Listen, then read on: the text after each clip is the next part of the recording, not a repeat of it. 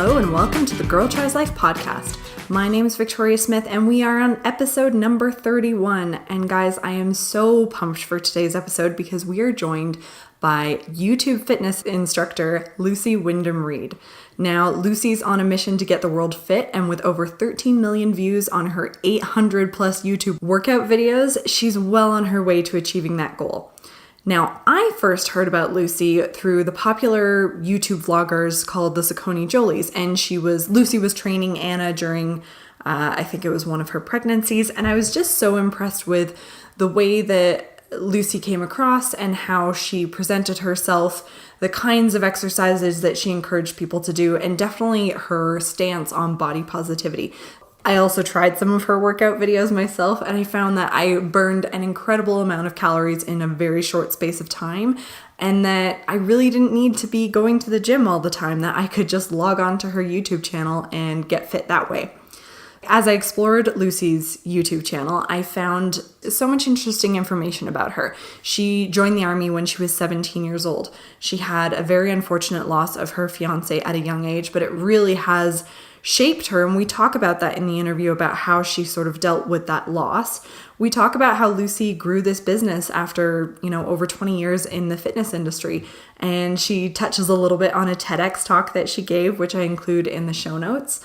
We talk about so much in this interview, and she is such a positive human being that honestly you're going to take so much away from this. And confidence is one of those things that you think can't be taught, and yet Lucy kind of talks about how she went and created and built confidence for herself. So I think you'll really love this episode. I had such a great time interviewing Lucy, and for 2 lucky listeners, we are giving away 2 of Lucy's cardio characters. So we talk about that a little bit in the interview, but basically they are 30-day fitness and nutrition plans geared towards whatever your specific problem is. So if you go to the show notes, you'll see all the information on that. But whether you're wanting to get ready for summer weather, or you're, trying to get strong after having a baby, or you're trying to deal with menopausal weight loss, or just trying to manage your anxiety, Lucy has a fitness plan for you. Now, I've bought one of these for myself, and I absolutely adore it, and I'm getting great results from it. So I just wanted to share this with our listeners. So listen to the end of the podcast, or you can go to our show notes, girltrieslife.com/podcast/31 for episode 31. And you'll see exactly what information you need in order to enter to win a cardio character. So we'll be closing the entries for that on the 19th of July. So you've got almost a full 2 weeks in order to enter that. And it's really exciting stuff, and we chat about it more in the interview. So let's head on over to the interview.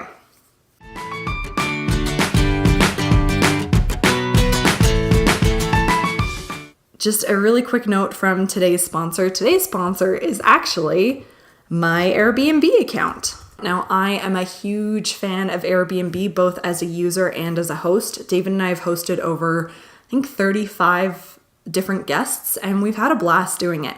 Now, if you've never used Airbnb before on your travels, I highly recommend it because you're getting to stay in a local's home, essentially. And so it's so much more cozy and comfortable. You're often going to find yourself, if you go to rent an entire place, you'll have the amenities of, kitchen and living room and all that kind of space that you wouldn't get with a hotel. And as someone that now has a child, there is nothing worse than staying in a hotel where as soon as the lights go out for the baby, lights are out for everyone.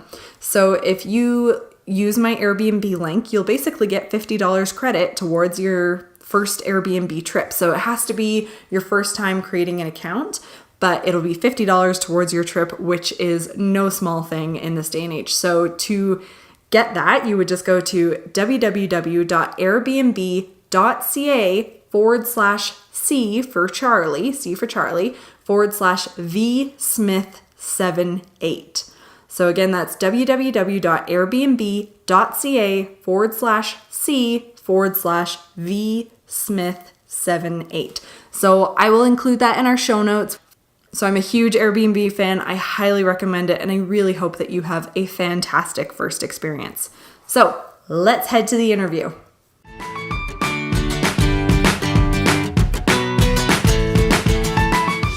Well, thank you very much, Lucy, for joining us on the podcast.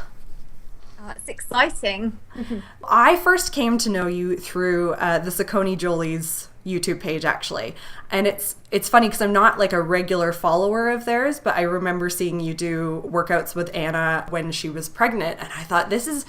And then she linked to your page and I checked it out and I was like, these are amazing workouts because they're short and sweet, but I feel the effects of them afterwards.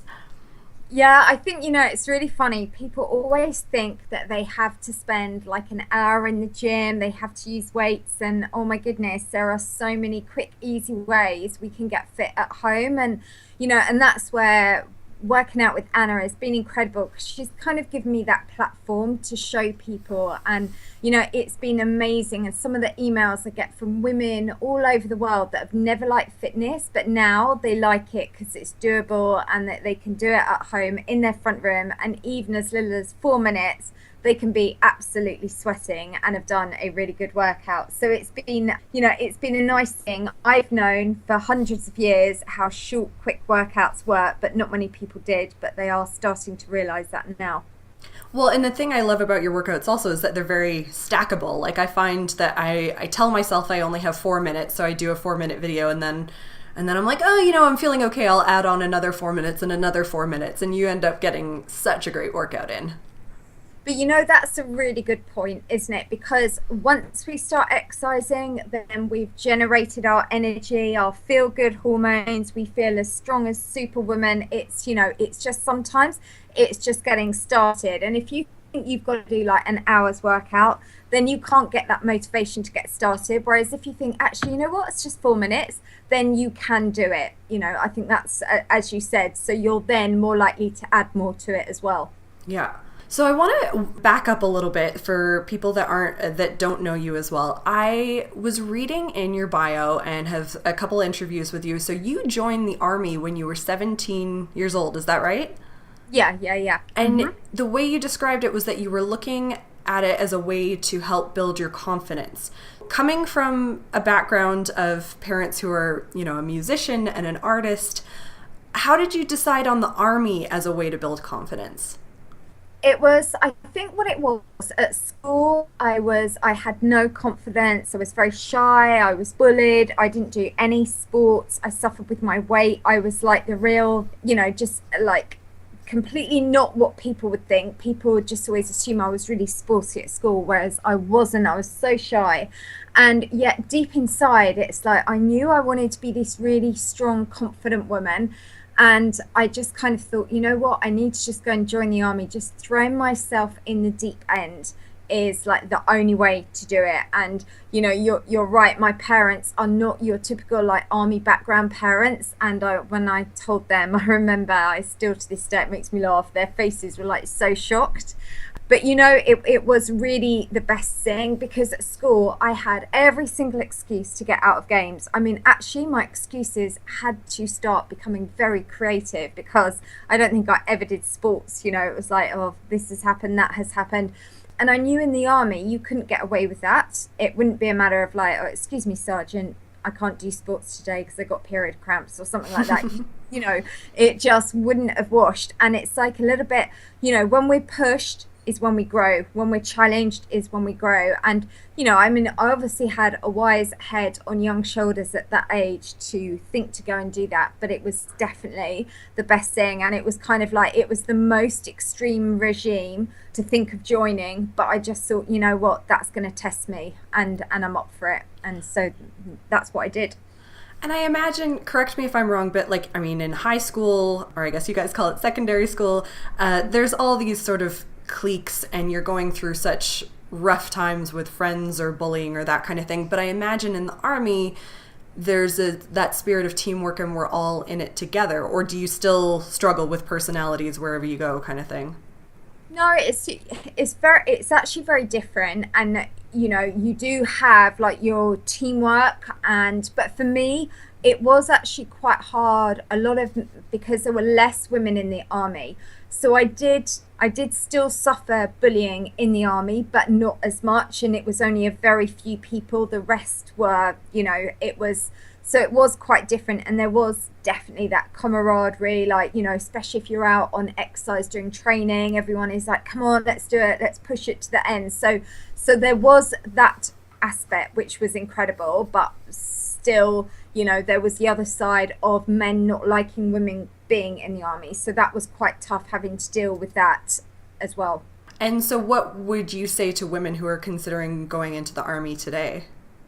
You know, I think this world now is a scary place. I think when I joined was many, many years ago, it was very different to what it is now. And, you know, I think as any parent, I mean, I'm not a parent, but I wouldn't want, you know, I'd want to protect someone. And, but you know what, we're not safe anywhere, which is sad, really. And so taking that aside from it, as in how you grow as a person, it is an incredible thing to do. It was, you know, for me, it definitely taught me about self-discipline, which I think is like one of the best assets anyone can have, because when you've got self-discipline, you can drive yourself, and, you know, we all need that.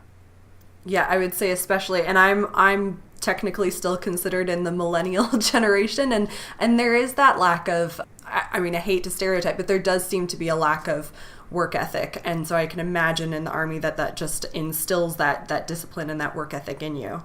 That it totally, and you know what, it's like, and I always remember, I think it was some, I'm trying to remember, some famous tennis player, and they said that it was the uncle was a coach, and he said to his nephew, you're not the best tennis player, like, you don't naturally have the best skill, but you have more determination and motivation. And he went on to win Wimbledon, you know, which I think is then really empowering, because what that's saying to absolutely every single individual, you know what, if you really want it, it doesn't matter what your talent is, what your skill is, but if you've got determination and tenacity, then you can drive through a diamond. You know, it's kind of like it's, and that's where it's empowering, because you can give yourself that. Yeah. So is the army where your work ethic came from, or is that more a family thing? Do you know, I think it's a little bit of both. Both my parents, you know, are hard workers. They work hard now. Even like my aunt, my cousins, we all kind of, we're givers and we're hard workers. So I think, you know, that I kind of like had, but the army then definitely brought me in about the confidence and, you know, determination. You know, you just get, I set my alarm ridiculously early. That was a habit I got into in the army. You had to get up early, and it's like, yeah, you know, good is not good enough. It's always got to be better. And so I think I had that built in me, but then I had it reinforced even more as well. Yeah. I've read the story that you have shared of your fiance Mike, who unfortunately was killed in Northern Ireland, and I can only imagine that the loss and the impact that had on your life. But is there anything that his death taught you or has given you? Oh, absolutely. Where do I start? I feel like where I've got to now in my life is he's been on the whole journey with me, because it's when I lost him, you know, I've never really found anyone since, and I actually don't think I ever will. I was, you know, we were like childhood sweethearts. He was the love of my life, just the most beautiful man. And, you know, I've had a couple of relationships since, but, you know, I think you find your soulmate, and I don't know if you're ever fortunate enough to find them again. And I think losing him was where I just threw myself into fitness, into doing everything to kind of like numb the pain, and I've never really stopped. And so I sort of feel like he's up there watching me on this journey, knowing that this is my passion and drive, and has kind of kept me on that journey. So, you know, I believe he knew what I wanted. He knew it would be a really tough road, and oh my goodness, it's taken me forever, but I'm finally turning down the right road. And I think it's like, I'm sure there are times when I've wanted to give up and just weird things have happened, and it's like, and I'm sure it's been him just going, keep going, you know. So yeah, I very much feel like he's still with me. And I mean, when people lose someone, there's so many negative things that you could throw yourself into, and so for you to throw yourself into something that has such a positive effect, I think is incredible. Yeah, and it's, you know, and it's nice because it's been able to help other people, which is really, which there's nothing nicer for your soul than hearing how you kind of like help someone improve their life with exercise, with health, it's, and I think the older you get, it's like those things are more valuable than buying a nice pair of shoes. Yeah, nearly. absolutely. Yeah, I mean, I can only imagine the kind of comments you get back on with the hashtag Lucy Squad, and I've seen some of the before and after photos, but I'm sure the emails are just heartfelt. Yeah, definitely. Absolutely. You talk about having 20 years experience in the fitness world. So what did that look like? Is that personal training? Is that working in gyms? What did that 20 years encompass? Yeah, well, first of all, I learned about fitness actually in the army. Then when I came out of the army, I then went and qualified to teach aerobics, and then I qualified to be a gym instructor. Then I did nutrition for weight loss, and I kind of built up lots of different qualifications, and first started off working in a gym. And I always remember, it was funny actually, because I've recently done a TED Talks and talked about this in it, and it kind of broke my heart, because this gym manager, when I turned up for my first day, he was showing me around, and he said, so we've got 5 rowers, 5 treadmills, 5 bikes, 5 something else, can't remember what it was. So basically they had 20 bits of cardiovascular equipment.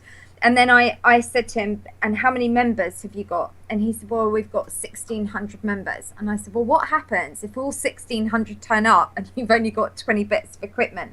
And he laughed, and he said, well, the beauty is they never will, because only 10% will ever use the gym, and that's where we make money. And I just was thinking, oh my God, like, I'm not in it for that. I actually want to reach out to the 80% that aren't coming to the gym, or the 90%, whatever it was, because for me, how sad that they're paying money and yet they're not getting the benefits of being healthy and fit. And, and I think that industry is, for me, that's when I kind of wanted to start going alone as quickly as I could. So I sort of worked in that gym and then set up doing my own personal training, and found a local celebrity, and sort of then did some training with her. So I got some media exposure, and, and then my client base just grew very, very quickly.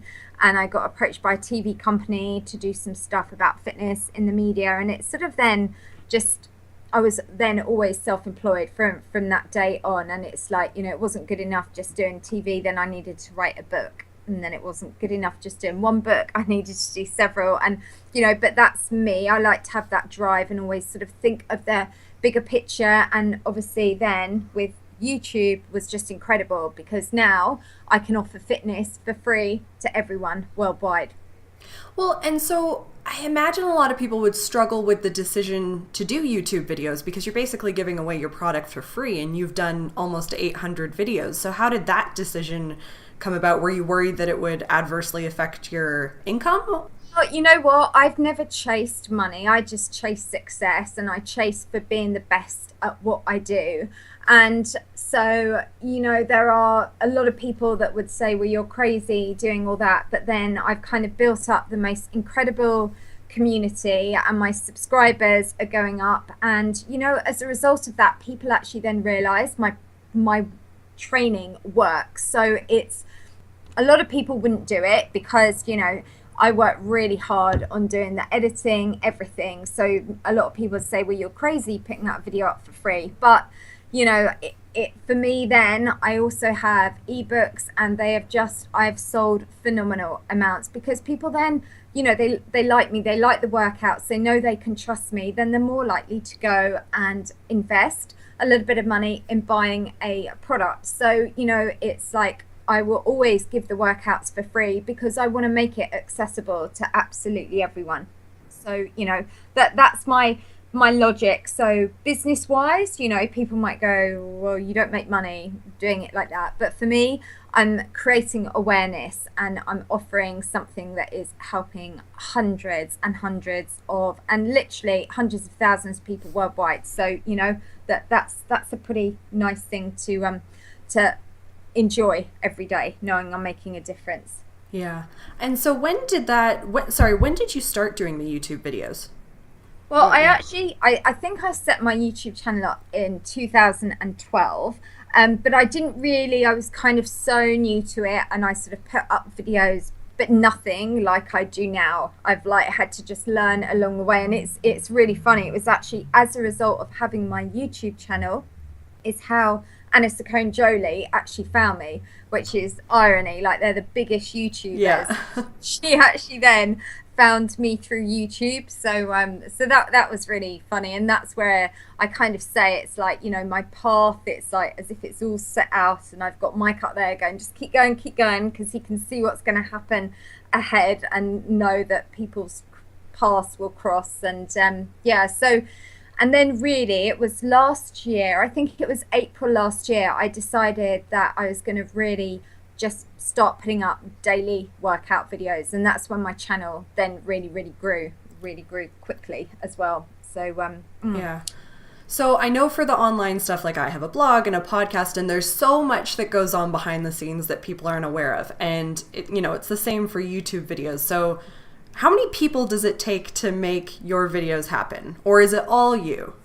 Oh my God. So this is really funny because and this goes back to the kind of the army side. It's like, because I'm determined and, I want to create like top videos. So literally, and again, it's my investment. I hire somewhere like a studio, and then I've got a friend who's incredible at filming. So literally he will set up his camera. But then that is it. Then I get the videos and the whole edit, production, timing, narration, everything, all the overlays. I've created my own stopwatch overlays. I'm going to do a camera, everything. I've just self-taught and done them myself. And so, each video takes me a long time. But again, there is a lot of competition out there. So you have to be better than anyone else. And, and for me, I tell you, this make you giggle, because every time I post up a video on YouTube, it tells me how many words per minute. Oh my goodness. When I'm doing an exercise one, I have 200 words per minute that I say. Oh my gosh. But, it's to me, it's important to like really teach them as if I was there. And then I also do the videos. So it's got a beginner and intermediate. So I film the workouts twice. So I do an easier version and a harder version. So there is a lot of work, but the way I see it, these videos will be up forevermore.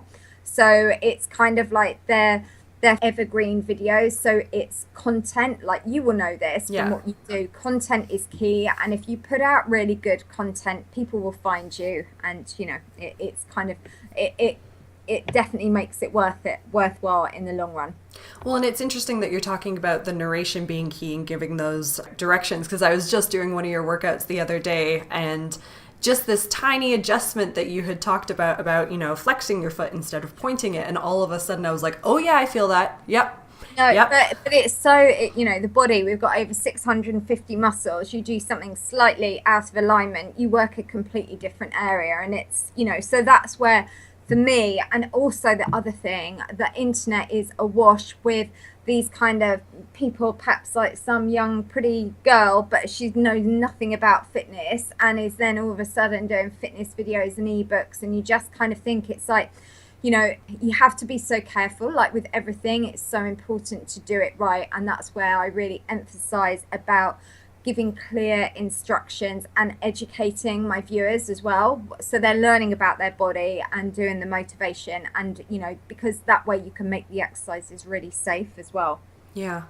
Well, and you're in such a competitive field as well, so what was your approach to sort of how to stand out and serve the most people? Like, it sounds like you had a process of, before the YouTuber, like, reaching out to a local celebrity and growing it that way. Like, did you have a business plan or that kind of thing in place, or was it just as it went? You know what? It was kind of like, okay, no one else would really do what. There are a couple of other YouTube channels. One that I think is really good. My two favorite actually fitness YouTube channels are Bloggalates. I love her. I think she's amazing. The other people that are really good are Fitness Blender, because they give so much stuff, and yet so many people don't. And that was that's been my strength, is like, I will just put in 110%. And I'm not saying everyone, but I know a lot of people within my industry wouldn't do that. And I think just give so much, just be better than anyone else, or be the best that you can. That's what I try and do. And also I like to cater for everyone. I want to make everyone feel that they have an opportunity to to be fit. So that's why it was really important for me to do some workouts for people if they were disabled. I didn't exclude them. I wanted to make sure that if they came to my YouTube channel, there is some stuff that people can do if they're, in a wheelchair. It's like making everyone feel special, and in this world that we live in nowadays, and I think because I'm a bit older and wiser, just be a good person, have a kind heart, and, that says a lot. Yeah. I'm just going to go back to the gym thing and just share my personal experience. I am one of those people that have a gym membership that do not use it at the moment. I have an 18-month-old son, and it's just one of those things where it's not that I don't have the time, it's that I don't have the time to leave the house. Yeah. And so the thing I'm disliking about my gym at the moment is they will call and say, we haven't seen you for ages, or this, that, and the other. And it actually makes me feel really bad and makes me not want to come, because it's not that I'm not getting exercise. I'm getting exercise through your videos. Yeah. But I can see that they're trying to get people in, but at the same time, it's that pressure that makes people, I think, feel bad about themselves. And I think exercise should be something that you want to do and feel good about and aren't guilted into. Yeah, I totally agree. And, with kind of personal training, like for me, the most important thing is how you deliver a message and how you put something across. Because if you make someone feel bad, they'll just shy away. So it's like, that, and obviously when I'm doing personal training on a one-to-one level, I know more the individual. I know like how I will address something the wrong, or what would be the wrong or the right way, because everyone is different. But yeah, the minute you kind of do that, then it just makes people feel bad. And if you feel bad about yourself, then it's really, really hard. We should all feel good about ourselves. So that I can appreciate what you're saying, and they'd be better off not doing that. Yeah, I get there when I can, but babysitting is a thing. Yeah. So as a trainer, your clients have no doubt learned a ton from you, whether it's nutrition or workouts, motivation. But what have you learned from your clients? I can spot the clients away that are going to stick to it and get amazing results. I can also spot straight away the people that will kind of do it half-heartedly. Within like a 1 minute, I can spot them straight away. And is that just like you can see the motivation, or like what does that look like? Yeah, I don't know. It's just, I don't know if it's like a gut feeling. I can just, it's just weird. I think it's because I get that person, I might know a little bit more about their background, where they are, how driven they are in life, and it's like, and how much they want it and how serious they are. And it's like, that's what I say to people. If you really want to get results, you will get results 100%. But if you're only going to do it half-heartedly, then you can only expect 50% results. It's like, how serious, how determined are they? Yeah, sorry, I don't know if I answered your question. What have I learned? So I think I've learned a lot about people, and I think there's only very few kind of characters, aren't they? Like, you can put people into different boxes. So I'm pretty good at spotting and thinking, okay, that person is very driven. That person is always going to have an excuse. So I can read people better, definitely. Yeah, and I imagine, the psychology of people And it's funny because I feel like people a lot in the healthcare industry, whether it's personal training or physio, or maybe it's just how I treat them, I often feel like they're kind of like a therapist as well, because they're seeing you at such a vulnerable point. And people must share so much stuff with you, personal stories. And yeah, I found actually with personal training, they open up so much, and obviously everything I do, it's confidential, and they know that. And it's kind of like, so it's good. It's like mental training for them as well. So not just personal training. And, it's like I kind of end up being also a bit more like a life coach, and just, like saying, you got to do this and do that. And, I've never understood really. I think like life coaching is just something some people naturally can do. You're either a motivator or you're not. And what's actually really important with personal training, and so many trainers don't do it, is you have to listen. You just need to listen to your client. And that I think that's actually a really good skill in life, is listen to people. Yeah, because there's no one size fits all with people. Yeah. So is there such a thing as a relaxing day for you? Oh my goodness, never. No. There needs to be. I'm kind of like, I am burning out a little bit, but there's a great expression, isn't there? You have to make hay when the sun shines. And it's like I've worked on this journey for like 25 years, and I've kind of had so many ideas ripped off, been promised this, promised that, and had doors slammed in my face. And I've had a tough journey, and it's like only in the last year I've kind of now from real people, just from people that I've like helped change their lives, it's like they've kind of picked me up and now they're all carrying me, and it's like amazing. And so now I feel I've got to work even harder than ever before and just keep putting out the content. And you know, there will come a time where I will sort of like slow down, but at the moment there's a demand for it. And you know, I also love what I do. And I will definitely perhaps take 2 or 3 days off sort of towards the end of summer and just go. And what I really want to do actually is go to like a health farm or a spa. Oh my gosh, yeah. Just literally get a white robe on for 2 or 3 days, just go and have a massage and then not move. Yeah. But no, but I know what I'd be like. Probably after about 5 hours, I'd be bored and like want to be back editing a new video or something. So. Yeah. Well, I hope you do get in some time for self-care. Yeah, exactly. Now, I'm just curious because the videos are like, you know, I think the longest video of yours I've done is 16 minutes. But like, how long are you working out per day?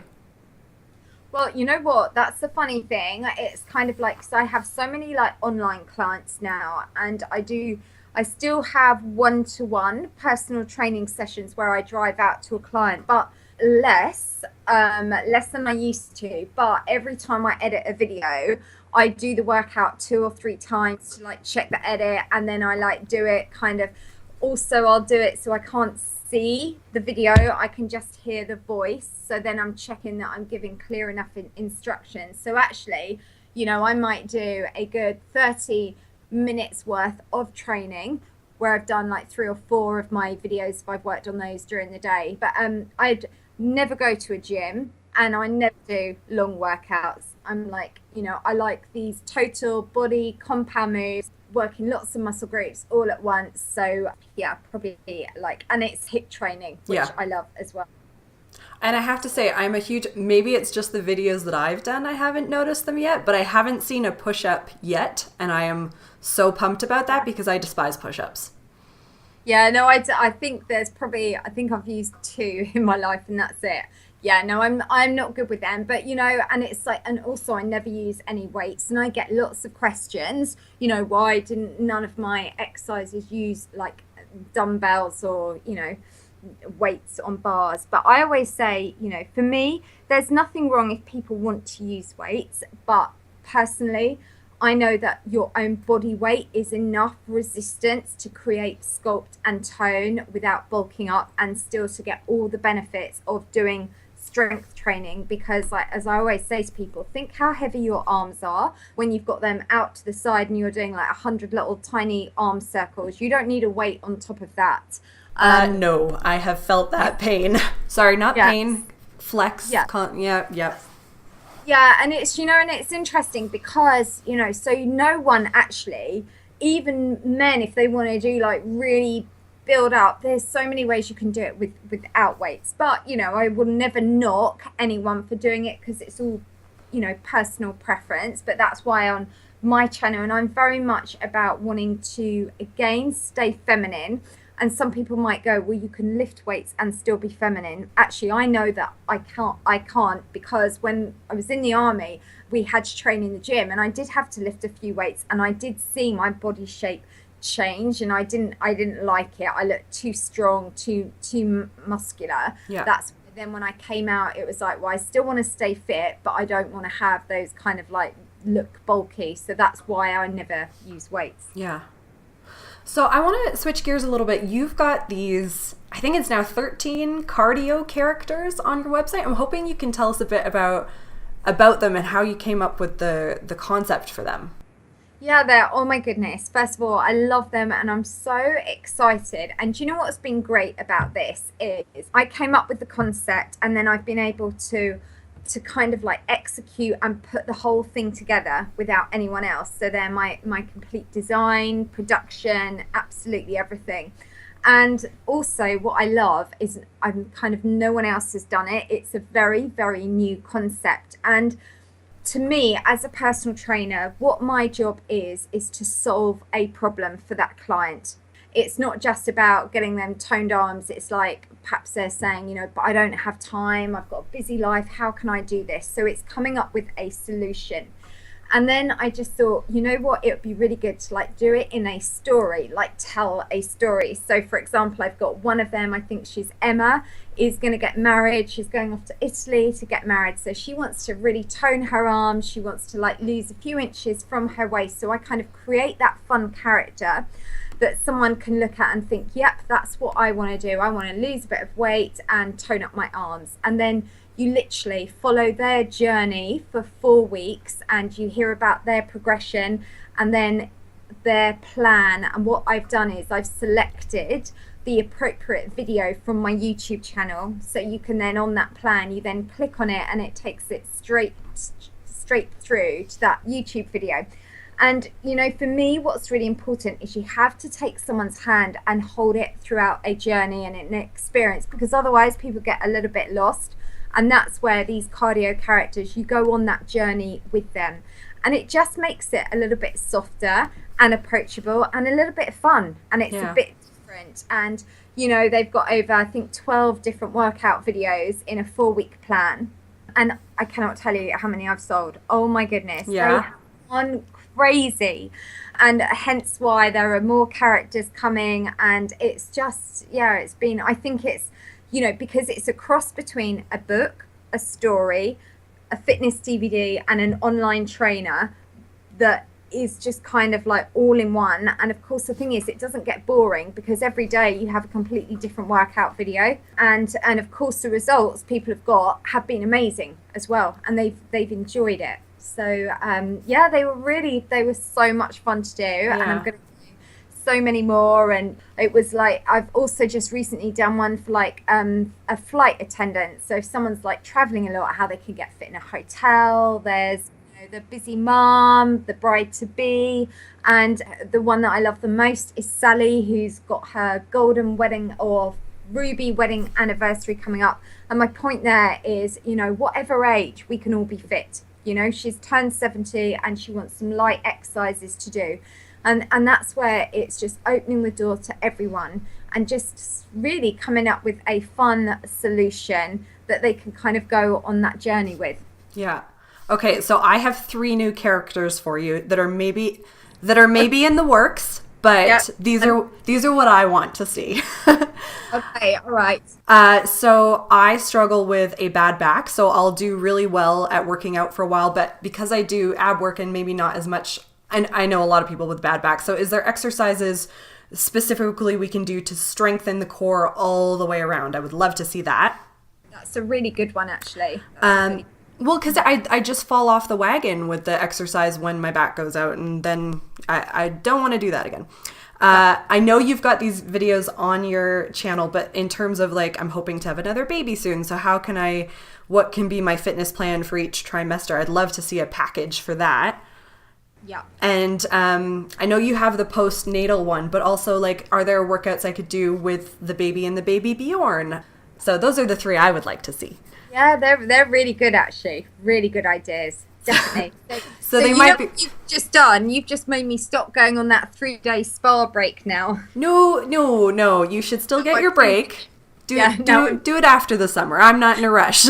But... No, I'm joking. But I think they're brilliant ideas. And you see, and that's what it is. Everyone, we've all got, there's always with someone, like for me, actually, I really struggle with my back. I had an injury when I was in the army. That was actually one of the reasons why I left the army, was a bad back injury. So, I think that sort of stuff, and especially a lot of people, if they're sat at desks all day. So that's actually a really, really clever one. So I'm excited to see it then.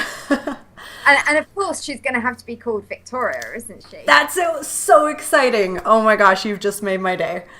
There we go. Okay. So I wanted to ask really quick, I seem to get differing opinions about whether or not you could actually target body parts. But a lot of your workouts seem to, it's for arms or for waist. Can you actually really target Or do you have to cardio overall? Yeah, it's interesting. So yes and no. Yes, you can do a specific toning workout for a targeted area, right? So that's where if someone said to me, I want to get really toned arms, well, I know how I can get them toned arms. If they came to me and they said, I want to lose arm fat, there isn't one particular method that I can do which is going to zap the fat straight away from the arms. But what you can do, if someone is carrying excess body fat, if you start to reduce the excess body fat, then it will eventually come off that area. So that's where I kind of say yes and no. And it's like when I've done books specifically for how to get rid of arm fat, what I do in there is I do explain it takes 3 things. It's never just one thing, because it is a combination of doing cardio, which could be walking, that could be HIIT training. Then you need to look at nutrition, because if you're eating rubbish food, then that's going to head wherever your body puts it first. And then you need to do the toning. So it's like you can do it, but you need to come from a 3-pronged approach. Just doing a one exercise, which I always say, I mean, I still call them like arm toning exercises, Spanish bingo wings. So you're definitely working on the muscle, but if you need to reduce overall fat that is set on that area, then you need to look at reducing your calorie intake and, just making sure that you are doing enough exercise. So that's where that answer is very much a kind of like yes and no.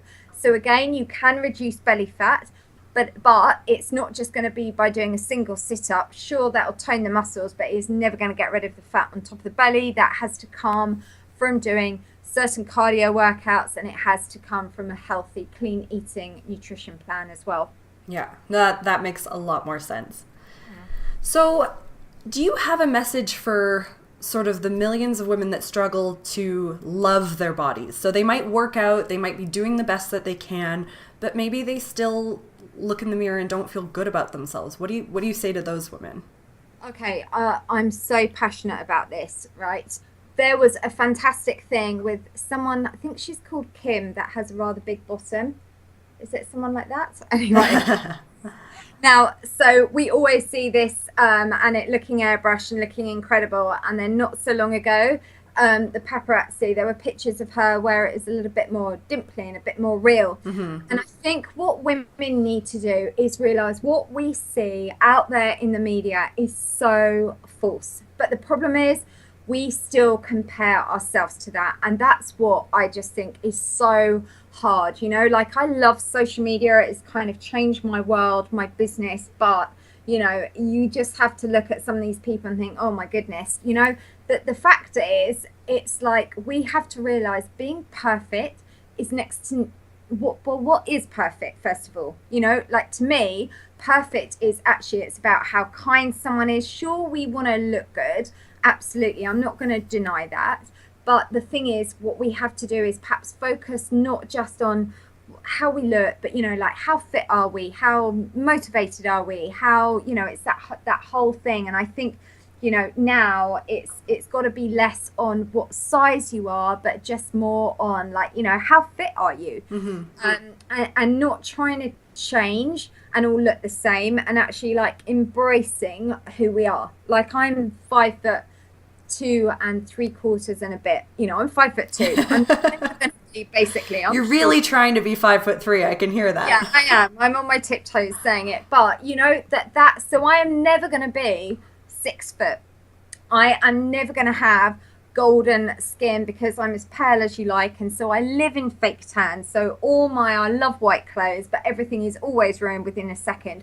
But what I'm learning to do as I'm getting older, it's like, what? Actually, that's cool. I quite like being this height. And, all the things when I was younger, it's like now that is me. I've got wrinkles around my eyes, but you know what? That's because I've laughed a lot. And actually that's good. And, and I just think it's so important. But we are our worst critics, and it's like our best friends wouldn't pick up on those things. It's us, and we need to stop being so tough on ourselves. Yeah. And I think a lot of women also struggle in their relationships, right? To be comfortable in their body around another person all the time. And Absolutely. it's, yeah, but we put that on ourselves, right? Because your partner usually would say you look great. Absolutely. And you know what? I always remember years and years ago going to this conference, and it was like a fitness wellness conference. And this woman walked onto the stage. She must have been in her mid 50s. She wasn't particularly tall, wasn't particularly slim. She was just very, just kind of, didn't really stand out. But when she walked on that stage, the minute she started walking across this stage, everyone's jaw dropped. I'm not kidding you. And it was like, wow, look at that woman. And do you know what it was? She had the most elegant walk, but she was so full of confidence in such a lovely way that she then became the most stunning woman I'd ever seen, you Yeah. know? Yeah. And it's like, but it's only us that stops us feeling like that, so we have to stop doing that and just think, you know what, pull our shoulders back. We're great. The minute we say we're not great, that's what we project to everyone else. And it's like, so we have to look in the mirror, and instead of zoning in and thinking, oh, look at those wrinkles, just then think, okay, look at that smile, look Yeah. at, and life's too short to, and honestly, like now, this is where I'm really passionate about teaching this to younger girls, but also women of my age, because I wasted so many years not being this wise and wishing my legs were like this or blah blah blah, and it's like, what a waste of time that was, and not going out because I had nothing to wear because I didn't like how I looked in it. It's crazy. Now I've got the confidence of being an older woman that it doesn't matter. Well, and so I'll just throw in for our listeners, if they see a photo of you, I mean, I know you've heard this before. I've heard it in interviews with you as well. Nobody would guess your age. Like, I'm currently doing this podcast at my mom's house because my house is full of a toddler that screams, and showed my mom a picture of you and told her how old you were. And she was just like, sorry, what now? And but the thing that I also notice is that joy and that smile and that confidence, like you're saying, you can see that coming through the photos of you. Yeah, absolutely. And it's kind of like, so it's a weird thing because like age is all of a sudden, it's like, I'm 3 years off 50. I mean, that is crazy. I kind of never thought, that seems like that was miles away, but now it's getting closer. But you know what, the funny thing is, it's like that's where just confidence kind of overrides that. And that's where, also for me, by doing the exercise has kept me like healthy and strong, and that's where it's like it's so beneficial. That's why we should all be doing it. And and I think the best thing to make you look younger is never have lots of layers in your hair. Oh, okay. I really think that it's really funny, isn't it? Because that's what I swear by it. That's all I would say. Just Interesting. I've never heard that before. no, but I think, but just because I think sometimes as women get older, they change their haircuts and they go for like a shorter and more like layered and kind of like bouffonny, and I'm like, no, I'm just going to keep mine long and straight. Yeah. So I'm guessing that the answer is yes, because we've kind of touched on different parts of it. But do you have a personal mission, like a concise, this is what you're trying to do? You know what? It sounds really corny, but I want to get the world fit, and I just want to teach everyone how to. I want to just make everyone feel good about themselves, and you know what? It is not just fitness. It's also about, if you don't know how to do something. I didn't know how to do any of the editing, filming. I've done my whole website. I've coded it. I've learnt to do literally everything.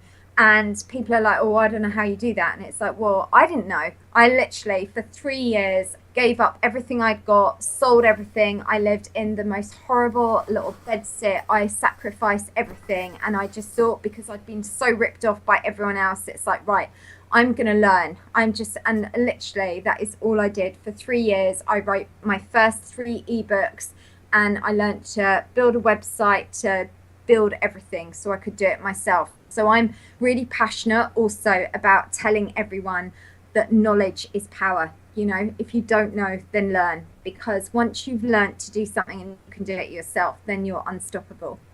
Amen. So we're gonna wrap up with the 5 questions that we ask all of our interviewees. What are the things or the projects that get you really fired up? And they can be work related or personal or...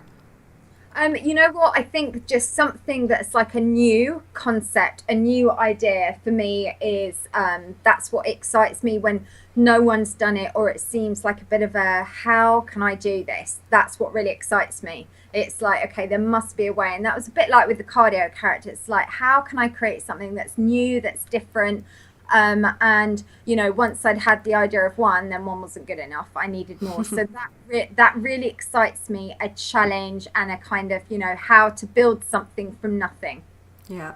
And I'm going to insert there, we'll put it at the end of the podcast as well, but for our listeners, I'm going to be giving away 2 of Lucy's cardio characters. So just listen to the end of the podcast and I'll give you the instructions for how you can win one of those, and it'll be one of your choice. Oh, and I'm just sorry, we're really quickly going to go back to this because I forgot to ask. The personal plan that you have on there, how does that work? Because it says that, you sort of you get a questionnaire from you? Yes. So then that one's a bit different because then I work very much one-to-one with the client. So that's where the price of that one is very different, and that's where, again, I wanted to make sure then that by having the cardio characters, they're like the price of 2 cups of coffee. I wanted to do it so people can afford them. But the personal plan is I send over quite a detailed questionnaire. So that tells me the days the client wants to train, exercises they like, specific areas they want to focus on, goes more in detail about their medical history, what goals they've got. So then it's very much tailored to their specific needs. Yeah, but I'm just going to throw that out for the listeners because it is still an incredibly affordable plan compared to what you would pay going, in person for a personal training session. And no, it's very good value for money. So I'm just throwing that out there. So back to our questions. What is the most inspiring book that you've read in the past few years? Oh my goodness. Do you know what? It's the most inspiring book is, it's like books actually just about that. There isn't just one, but books, I don't read stories. It's about like knowledge, like how to grow a business and sort of stuff like that. So I'm a bit bad with reading, but I'll just read books like that. Yeah. No, that's totally fair though. You read certain things at certain periods of your life. There's a season for everything. Oh, but I will tell you one I did read hundreds of years ago, which was Bridget Jones. I just loved it. Absolutely. Yeah. I'm hoping you could share your favorite quote with us and why it's your favorite quote. Oh my goodness, guess what it is? Knowledge is power. That is my favorite quote. I literally, if I ever had a tattoo, which I never ever would, that is what I would put, because you know what? Having knowledge is what's given me the power to change my life. And I've literally, in the last year, I have turned it 180 degrees round completely, the opposite way round, because of having knowledge and learning, being self-taught. What is the best life lesson that you've learned or advice that you've been given? I think for me, it was literally, I was so close to losing everything. And I'd been doing the personal training and kind of never getting paid and ripped off by publishers, and like had given my heart and soul, and because I was passionate about what I was doing. And it was literally, it came to a point where it was like, okay, I either have to walk away now and give up what I've done for the last 22 years, or I have to now do something really drastic. And so that was a really big turning point. And that's when I literally got rid of everything, rented. I literally went back to living in a room in someone's house with no facilities. It was so tough. I had my 2 cats. I couldn't look after them. I had to pay for them to be in a cattery, and it killed me. But it was like, you know what? I'm going to get them back and I'm going to change my life. And so sometimes the dark times, the hard times are when you feel you've got nothing. That's when you just get that energy to jump up and change things. Yeah, that's incredible. So Lucy, the final question, what does it mean to you to live your best life? Like now, it's fulfillment and no regrets. That's what it is. That's great. Well, thank you so much for being on the podcast. We really appreciate it. And in the show notes, we'll put links to your TED Talk, to your website, and let people know how they can win those cardio characters. Well, thank you so much. And I shall be working on Victoria, who's bad back. There you go. Doing that. So yeah, no, but and thank you very much for your time. It's been great. I've really enjoyed doing this.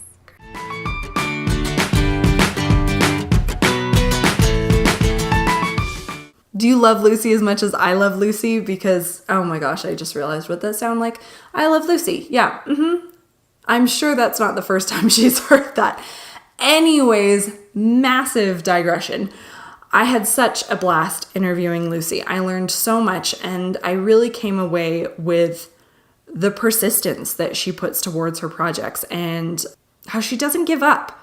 And she's built the confidence as she's went, and that real faith that she puts in herself, in her skill sets, and that she has something to contribute to the world. And I believe that we all have something that we can contribute. So it's just finding that thing that is uniquely yours, and putting all your energy into it and putting your commitment and passion behind it. As Lucy says in a lot of her videos, if you're not giving it 100%, you're leaving stuff behind on the table. So let's not do that.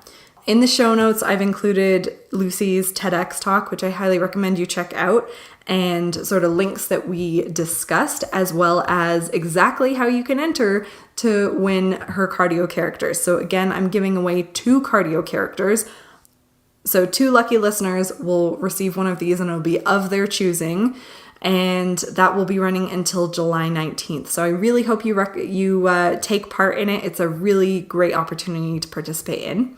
And yeah, that's pretty much it for today's episode. I highly recommend you check out Lucy's YouTube channel, her website itself. All the links for that are in the show notes. So next time on the podcast, July 20th, we are joined by Samantha Kimura. Sam and I go way back. We were friends in elementary school, and honestly, we didn't connect for the longest time. You know, I moved away just before junior high school started, and so I didn't really see her other than a Facebook connection. In the last year, we've sort of reconnected and bonded over our shared experience with postpartum depression. So we talk about that, but we also talk how her experience nursing and how she found that, her high school sweetheart, and how that relationship has changed over time. And we also talk about her new adventure as a mama coach. So she's joined a business called the Mama Coaches, and she does sleep training and allergy training and all that kind of stuff. And while she's based in the Calgary area, she can do it from all over the world because Skype is your best friend. So join us on the 20th. It's a fantastic interview. We go really deep in that one. So take care, guys. I can't wait to see you then. And until then, just remember that in order to achieve your dreams, you need to take action. So what is that action that you're going to take today? Think about it, commit to it, do it. Lots of love, and I'll see you next time.